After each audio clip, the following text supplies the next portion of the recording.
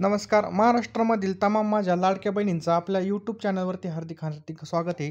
तर या ठिकाणी पहा, लाडकी बहीण योजना ही अखंडपणे सुरूच राहणार आहे बघा. आत्तापर्यंत आपल्याला बघा या ठिकाणी ₹1500 प्रमाणे आपल्या खात्यामध्ये पैसे जमा झालेले आहेत. बघा ₹2100 कधी जमा होतील असं अजून या ठिकाणी काही डिक्लेअर झालेलं नाही पहा.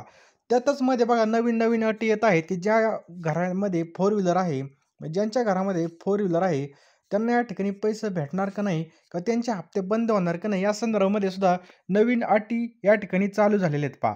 तत्पूर्वी बघा हे जे काही 8वा हप्ता असेल, जो काही आपला पुढचा, तो कधी भेटणार आहे आणि आपल्या खात्यामध्ये कधी जमा होणार आहे, हे सुद्धा आपण या व्हिडिओमध्ये पाहणार आहे. आणि ज्या महिलांना अजून एकही रुपया भेटला नाही बघा, त्यांनी कमेंट बॉक्समध्ये टाईप करा की एकही रुपया भेटला नाही. कारण की काही-काही महिला या ठिकाणी भरपूर प्रमाणामध्ये गरीब आहेत बघा. ते कमेंटमध्ये सांगतात की मी भाड्याने राहते, मी अमकं करते, माझं या ठिकाणी एकही रुपया मला नवरा पैसे देत नाही.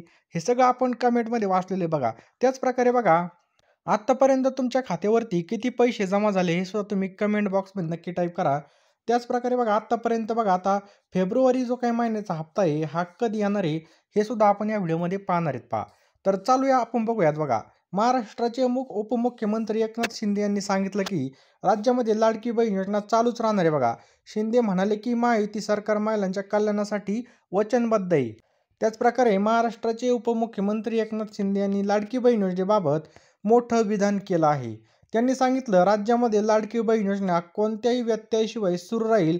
महाराष्ट्रामधील महायुती सरकार महिलांच्या कल्याणासाठी वचनबद्ध आहे बघा. नोव्हेंबरमध्ये महाराष्ट्रामध्ये झालेल्या विधानसभा निवडणुकीमध्ये भाजपाच्या नेतृत्वाखालील एनडीए युतीच्या मोठ्या विजयाचं श्रेय लाडकी बहीण योजनेला जातं पहा.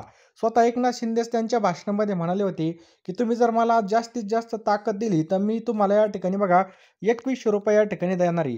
₹2100 सुद्धा आपल्या खात्यामध्ये जमा होणार आहेत. कारण की ज्यावेळेस पण आपलं या ठिकाणी अधिवेशन होईल किंवा पुढील अर्थसंकल्प होईल, त्यामध्ये याची तरतूद सुद्धा करण्यात येणार आहे. आपल्या महाराष्ट्रामध्ये एकनाथ शिंदे यांच्या नेतृत्वाखालील शिवसेना आणि अजित पवार यांच्या नेतृत्वाखालील राष्ट्रवादी काँग्रेस पक्ष भाजपासोबत मिळून सरकार चालवते बघा. सोमवारी रात्री ठाण्यात एका कार्यक्रमामध्ये एकनाथ शिंदे बोलत होते की कार्यक्रमाला संबोधित करताना शिंदे म्हणाले, महायुती सरकार लाडकी बहीण योजना बघा कधीही बंद होऊ देणार नाही आणि ही योजना राज्यामध्ये कोणत्याही व्यत्ययाशिवाय म्हणजे काही या ठिकाणी व्यत्यय येऊ शकणार नाही आणि ही योजना चालूच राहणार आहे. त्याचप्रकारे एकनाथ शिंदे काय म्हणाले, सर्व प्रलंबित योजना पूर्ण होतील. फडणवीस यांच्या मंत्रिमंडळामध्ये गृहनिर्माण आणि नगर विकास विभागाचा कार्यभार सांभाळणारे शिंदे म्हणाले, आज आमची जबाबदारी वाढलेली, कारण आम्हाला लोकांची सेवा करण्याची आणखीन एक संधी मिळालेली पहा आणि आम्ही ही करतच राहू. रखडलेले विकास प्रकल्प आता वेळेमध्ये पूर्ण होतील, असं आश्वासन सुद्धा आपले उपमुख्यमंत्री एकनाथ शिंदे यांनी दिलेलं आहे. त्याचप्रकारे लाडकी बहीण योजनेसंदर्भामध्ये मोठा अपडेट आपण या ठिकाणी पाहणार आहेत. सविस्तर माहिती सुद्धा पाहणार आहेत बघा. तत्पूर्वी तुम्ही व्हिडिओ पाहता व्हिडिओला नक्कीच एक लाईक करा आणि कमीत कमी आपल्या 5 नातेवाईकांना हा व्हिडिओ नक्की शेअर करा आणि चॅनलवर नवीन असेल तर चॅनलला सबस्क्राईब करायचं आहे आणि बेल आयकॉन सुद्धा या ठिकाणी ऑन करायची आहे. तर बघा, लाडकी बहीण योजनेसंदर्भामध्ये सध्या वेगवेगळ्या बातम्या आपल्याला पाहायला मिळत आहेत. ज्या महिला लाभ घेण्यासाठी पात्र नाहीत त्यांनी योजनेमधून वगळता येणार असल्याची या ठिकाणी सध्या चर्चा रंगलेली आहे बघा. म्हणजे ज्यांच्या घरी 2.5 लाखापेक्षा जास्त पैसे येतात किंवा ज्यांच्या घरी फोर व्हीलर आहे, यांना लाडक्या बहिणीचे पैसे भेटणार नाहीत असं या ठिकाणी सांगितलं जातं. आता बघा, यातच आता एक नवीन अपडेट समोर आली बघा. काय अपडेट आहे की ज्या कुटुंबामध्ये आर्थिक उत्पन्न बघा 2.5 लाखांपेक्षा कमी आहे, अशा कुटुंबामधील महिलांना आर्थिक मदत व्हावी या उद्देशानं मागील वर्षी लाडकी बहीण योजना सुरू केली होती बघा. आता या योजनेनुसार लाभार्थी महिलांच्या बँक खात्यामध्ये प्रत्येक महिलांना महिन्याला ₹500 या ठिकाणी जमा केले जात आहेत. ₹500 त्या ठिकाणी बघा ₹1500 या ठिकाणी जमा केले जातात. किती? 1500 बरोबर. आता पुढचा हप्ता कधी येणार? आता मागचा हप्ता कधी झाला होता? 26 जानेवारीला आपल्या खात्यामध्ये पडला होता बघा. जानेवारीचा हप्ता 26 तारखेच्या आतमध्ये म्हणे टाकला होता. म्हणजे पैसे यायला सुरुवात बघा 24 तारखेपासूनच चालू झाली होती.